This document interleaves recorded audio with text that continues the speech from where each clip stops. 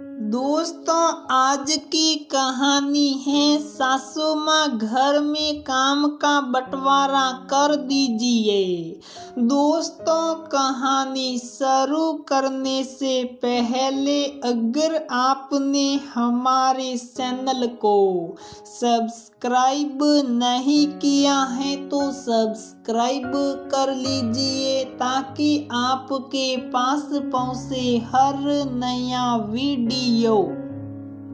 माँ, हम दोनों देवरानी जेठानी का काम बांट दीजिए, वरना मैं अकेले कब तक करती रहूंगी। मेरे भी छोटे छोटे बच्चे हैं। अभी तक अकेली थी तो पूरे घर का काम अकेले ही करती थी। कितने सालों से इंतजार कर रही थी कि देवरानी आएगी तो थोड़ा सा काम तो बटेगा। आपने कहा अभी ब्याह कर आई हैं, अभी 2-3 महीने सुलह सौके में नहीं घुसेड़ना है, फिर मैं जिंदगी भर करना ही है। जबकि मुझे तो पहले दिन से ही सुलह सौका पकड़ा दिया था आपने। देवरानी जी भी अपने आप से आगे बढ़कर कोई काम नहीं करती। अगर कोई काम कह दो उन्हें ये लगता है कि सास ने नहीं कहा तो जेठानी क्यों कह रही हैं। लेकिन अब अकेले काम करना मेरे बस की बात नहीं है। घर के कामों के चक्कर में मैं बच्चों पर बिल्कुल ध्यान नहीं दे पाती। मोहिनी ने अपनी सासू माँ कल्याणी देवी से कहा, खबरदार, जो फिर कभी मेरे सामने घर का काम बांटने की बात की तो तुम बड़ी हो, तुम्हें तो करना ही है। अभी वो नहीं है, उसे क्या पता यहाँ के कामों के बारे में। अभी तक अकेले करने में तुम्हें कोई परेशानी नहीं थी, लेकिन सुप्रिया के आते ही तुम्हें भी तकलीफ होने लगी। माँ, आप मेरी बात समझ नहीं रही हैं। आपने शुरुआत से उसे आराम दिया है और अब वो जानबूझकर आगे नहीं बढ़ती। मेरे किसी भी काम में मदद नहीं करती। मैं भी अकेली कहाँ तक करूं। तुम चुप रहो, जो एक बार कह दिया सो कह दिया। ज्यादा बहसबाजी मुझे पसंद नहीं। जब तक हम जिंदा हैं ना काम का बंटवारा होगा ना किसी सामान का। दोनों लोगों को साथ मिलकर ही काम करना पड़ेगा। समझ गई तुम। कल्याणी देवी ने अपने स्वभाव के अनुरूप बड़ी बहू मोहिनी को डांट कर चुप करवा दिया। कल्याणी देवी भी दोनों बहुओं का स्वभाव बहुत अच्छी तरह समझ रही थी। जहां बड़ी बहू रानी मोहिनी अकेले ही सारा काम संभाल लेती थी, वहीं छोटी बहू सुप्रिया हर काम से जी सुराती रहती, कभी किसी काम में आगे नहीं बढ़ती। घर में भी सबको यही लगता। मोहिनी हर काम जल्दी और सही से करती है। सुप्रिया हर काम मुंह बनाकर करती हैं तो सब मोहिनी से काम कहते। सुप्रिया से कोई किसी काम के लिए कहता ही नहीं। वो आराम से सज सवर कर अपना कमरा, कपड़े, अलमारी संभालती रहती या मोबाइल चलाती रहती। उनका पति समीर घर पर होता तो उसके साथ साथ में हाथ डाले बैठी रहती, उसके आगे पीछे नाचती रहती। मोहिनी को घर के सारे काम अकेले ही करने पड़ते और उसके 2 छोटे छोटे बच्चे, 6 साल का देव और 3 साल की दिया, उन पर वो बिल्कुल ध्यान ही नहीं दे पाती। दोनों स्कूल जाते हैं, यहाँ तक कि सुबह के समय बच्चों को स्कूल के लिए तैयार करना होता और घर में भी सबको चाय नाश्ता देना रहता। सास ससुर पति समर देवर समीर सब अलग अलग समय पर तैयार होकर आते और मोहिनी बच्चों को नहलाकर खड़ा करती। तब तक चाय के लिए सास ससुर तैयार हो जाते तो बच्चों को ड्रेस पहनने का कहकर जल्दी से चाय नाश्ता तैयार करने लगती। तब तक सुप्रिया नहाकर तैयार भी नहीं होती और ना ही बच्चों को ही स्कूल के लिए तैयार होने में कोई मदद करती। कल्याणी देवी की आंखें सब कुछ देखते हुए अनजान बन रही थी। उन्हें लगता कि कहीं उन्होंने मोहिनी को सह दे दी तो उनके घर में कलह कलेश बढ़ जाएगा और घर के काम कौन संभालेगा।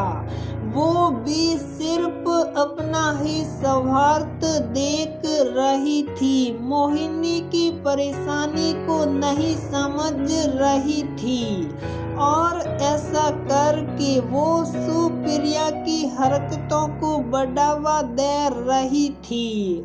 मोहिनी ने जब ये कहकर आवाज उठाई कि काम बांट दीजिए या सुबह शाम कर दीजिए जिससे मुझे भी अपने बच्चों के लिए थोड़ा समय मिले।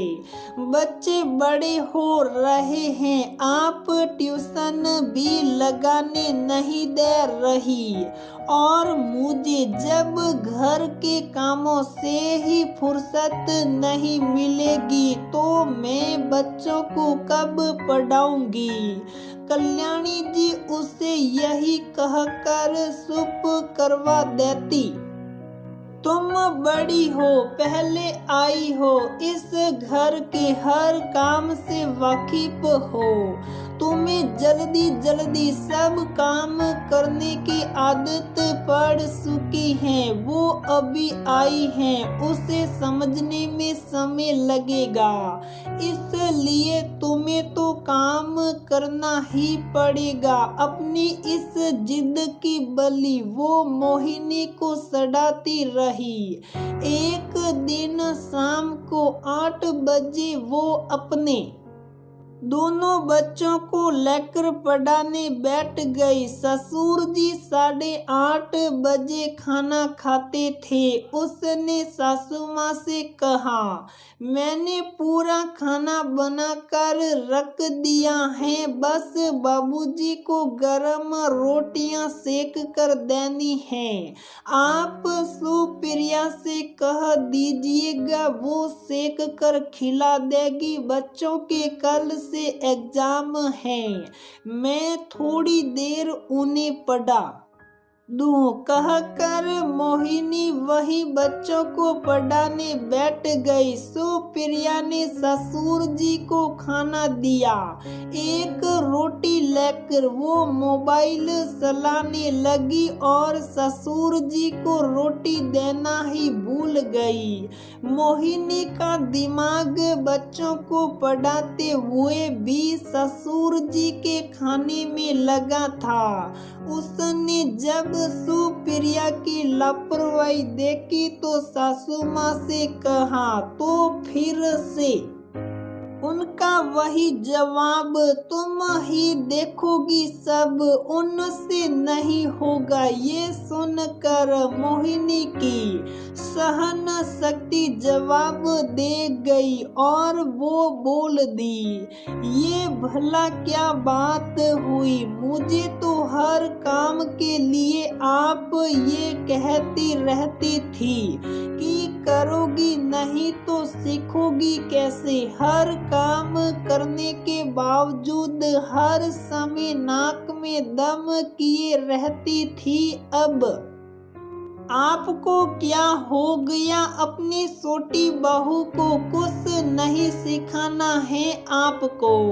आप घर की बड़ी होकर ये पक्षपात क्यों कर रही हैं? मैं आपसे अलग करने के लिए तो कह नहीं रही हूँ, सिर्फ काम बांटने के लिए कह रही हूँ। लेकिन आप अपने स्वार्थ में अंधी होकर कोई निर्णय ले ही नहीं रही हैं। इस तरह तो आप पक्षपात करके हमारे दिलों में एक दूसरे के लिए प्यार खत्म कर देगी, क्योंकि इस तरह से तो दिलों में गांठ पड़ना स्वाभाविक है। मुझसे हर समय काम करवाएगी और सुप्रिया को ये कहकर बकती रहेगी कि वो अभी आई है, उसे घर के कामों की जानकारी नहीं है। मैं भी